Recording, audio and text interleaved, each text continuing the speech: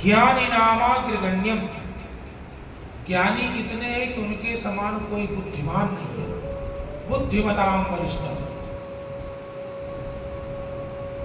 और संसार में व्यक्ति ज्ञानी बहुत हो और बलशाली बहुत हो, और हनुमान जी में और संसारिक लोगों में देखना कि किसी के पास में ज्ञान हो और बलशाली हो तो महाराज वो लोगों को जीना मुश्किल कर देगा। ताकतवर भी हो और ज्ञान भी हो, एक चीज हो तब तो मुश्किल किए रहते हैं। इतने से देख लो, बहुत बुद्धिमान व्यक्ति होगा तो अड़ोसी पड़ोसियों को परेशान करके रखेगा केवल बुद्धि से। अब अगर बलशाली होगा तो भी लड़ाई झगड़ा करेगा, परेशान करेगा। और जिसके पास में दोनों चीजें हों फिर तो समझो कि समाज को लोगों को जीना नहीं देगी। हनुमान जी महाराज के पास में दोनों है, इन दोनों के साथ साथ हनुमान जी में सरलता कितनी है कि हनुमान सम नहीं बड़ भागी, नहीं को राम चरण अनुरागी। हनुमान जी महाराज भगवान राम के परम भक्त हैं, उनके समान संसार में कोई भगवान का भक्त है ही नहीं। ऐसे भगवान के अनन्य प्रेमी हनुमान जी महाराज। अच्छा, हनुमान जी महाराज को नहीं कि जब भगवान से उन्होंने प्रेम किया, देखो जब रामचरितमानस पढ़ते हो तो किष्किंधा कांड जब आता है तब हनुमान जी से राम जी की भेंट हुई। सीता मैया का तब हरण हो चुका था, वो लंका में थे। जब हनुमान जी महाराज लंका में पहुंचे थे तब माँ जानकी जी ने उनको आशीर्वाद दिया, अजर अमर गुण निधि सुत हो। लेकिन ये नहीं है कि ये आशीर्वाद मिलने से पहले शक्ति नहीं थी हनुमान जी के पास। हनुमान जी के पास तो शक्ति पहले से भी थी, आज सिद्धियां उनके पास में स्वयं पहले से थी, क्योंकि जब जानकी जी से वो मिले नहीं थे इसके पहले हनुमान जी महाराज अपना विशाल का शरीर बना लेते थे। हनुमान जी महाराज उड़ सकते थे, हनुमान जी महाराज अणु से भी छोटा शरीर बना सकते थे। ये सब सिद्धियों से होता है। जिसके पास में सिद्धि होगी, दूसरे के हृदय की बात को जान लेना, विशाल का शरीर बना लेना, इतना हल्का अपने आप को बना लेना कि उड़ जाना, इतना छोटा बना लेना कोई देख भी ना सके, ये सारी सिद्धियां हनुमान जी के पास पहले से थी। और जब समस्त वानर जामवंत जी के साथ समुद्र के किनारे पहुंचे, जटायु के भाई संपाति ने बताया कि लंका में जानकी जी हैं, जो कोई जा सकता हो चला जाए, पता लगा के आ जाए, मिलाए। तो सब ने अपने अपने बल का बखान किया। किसी ने कहा मैं आधी दूर तक जा सकता हूँ, किसी ने कहा कि भैया मैं लंका जा तो सकता हूँ पूरा 100, ये जो समुद्र है 1200 किलोमीटर, 7 योजन, 1 योजन 12 किलोमीटर का शास्त्रों में कहा गया। 1200 किलोमीटर जो जाए उड़ करके वो मिल करके आ सकता है। तो किसी ने कहा कि मैं जा सकता हूँ आधी दूर तक, किसी ने कहा मैं वहां तक जा सकता हूँ, वापस नहीं आ सकता हूँ। अंगद कहा जाऊं मैं पारा, जिय संशय कछु फिरती बारा, संशय में वापस नहीं आ सकता। अच्छा, सब ने अपने अपने बल का बखान किया, हनुमान जी शांत बैठे थे। जब कोई जाने में सब असमर्थ हो गए तब जामवंत जी ने हनुमान जी से कहा कि का चुप साध रहो बलवाना, पवन तनय बल पवन समाना, राम काज लगितो अवतारा, तो सुनता ही भयौ पर्वताकार। पर्वत के समान हनुमान जी हो गए और हाथ जोड़ करके जामवंत जी से पूछा, जामवंत मैं पूछो तो ही उचित सिखावन दीजो मोहि। अब प्रश्न ये उठता है कि विचार करना कि अगर कहीं पर 50 लोग जा रहे हैं कोई काम करने, 50 में से 49 लोग असमर्थ हो जाए कि भैया हम ये काम नहीं कर सकते, लेकिन जो 50वां व्यक्ति एक हो, सब उसी के ऊपर निर्भर हो जाए कि आप ही कर सकते हो। अच्छा, वो व्यक्ति तैयार भी हो जाए कि हाँ मैं कर दूंगा, तो बताओ फिर वो हाथ जोड़ेगा सबके? वो कहेगा कि जब मैं कर सकता हूं तो मेरे हिसाब से होगा, क्योंकि तुम तो सब असमर्थ हो, तुम तो कर ही नहीं सकते हो। अब मैं कर रहा हूं तो जैसा मैं कहूंगा वैसा तुम सब लोगों को अब करना है, ये निर्देश होगा। लेकिन धन्य है हनुमान जी महाराज कि हनुमान जी सब कुछ है, फिर भी जामवंत जी उस पूरे मंडल में सबसे, जितना भी वो दल है उस दल में सबसे बुजुर्ग है। तो हनुमान जी महाराज ने जामवंत जी को प्रणाम किया और उनसे आज्ञा मांगी, उचित सिखावन दीजो मोहि, मुझे कुछ बताओ कि मुझे करना क्या है। पूछ कौन रहे हैं? बुद्धिमताम वरिष्ठम। तो सुंदर कांड का पाठ करने से हमारे समाज में, हमारे घर में क्या होगा कि जिस घर में जो बड़े बुजुर्ग हैं, बालक कितना बुद्धिमान क्यों ना हो, आजकल के लड़कों को देखो, अरे महाराज पैदा होता बच्चा ऐसा मोबाइल चला के, बिस्तर में पड़ा हो, चल नहीं सकता, उठ नहीं सकता, लेकिन मोबाइल चलाते दादा। हो सकता है कि बड़े बुजुर्ग ना बेचारे चला पाए जितना बच्चे चलाते हैं।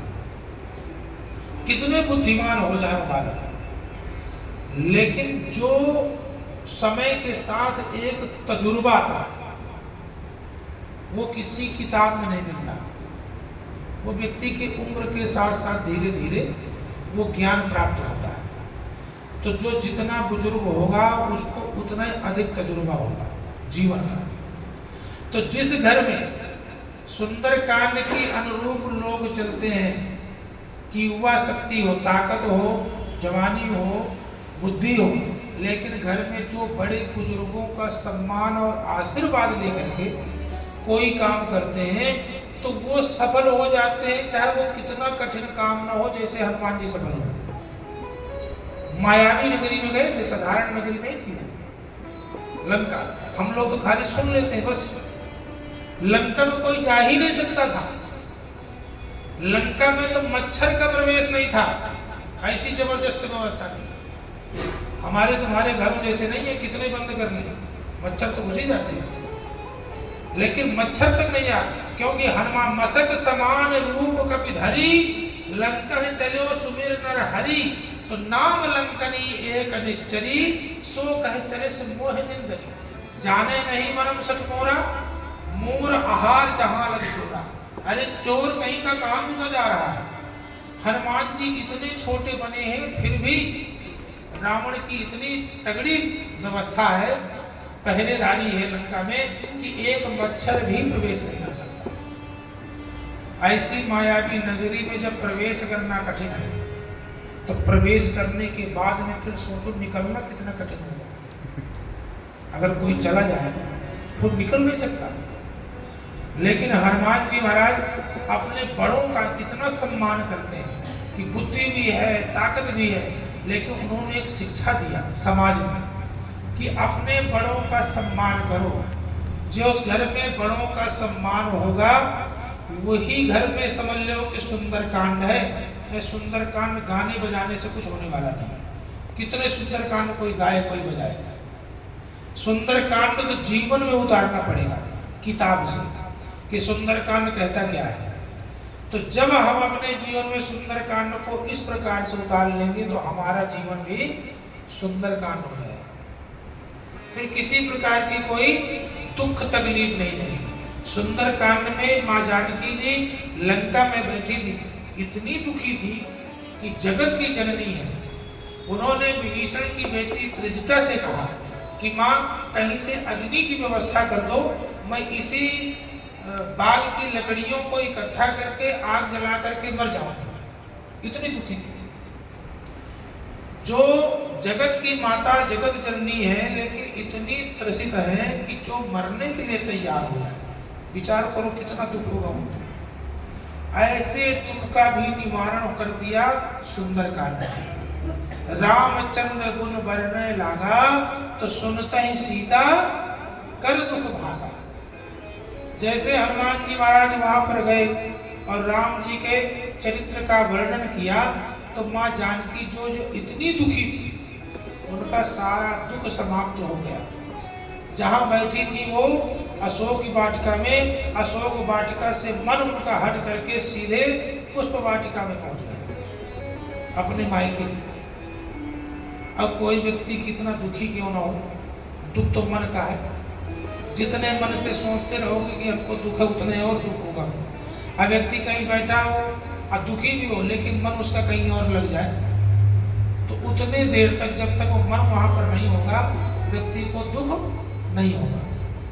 तो जानकी जी के दुख को भी हनुमान जी महाराज ने दूर कर दिया। इसलिए भी सुंदर काम करना बहुत जरूरी है। और हनुमान जी महाराज तो भगवान भोलेनाथ के अवतार हैं, आप सभी जानती हैं इस बात को। और हम सब लोगों का जन्म पूर्व जन्म के कर्म के कारण से मनुष्य बने, पृथक पृथक घरों में जन्म हुआ।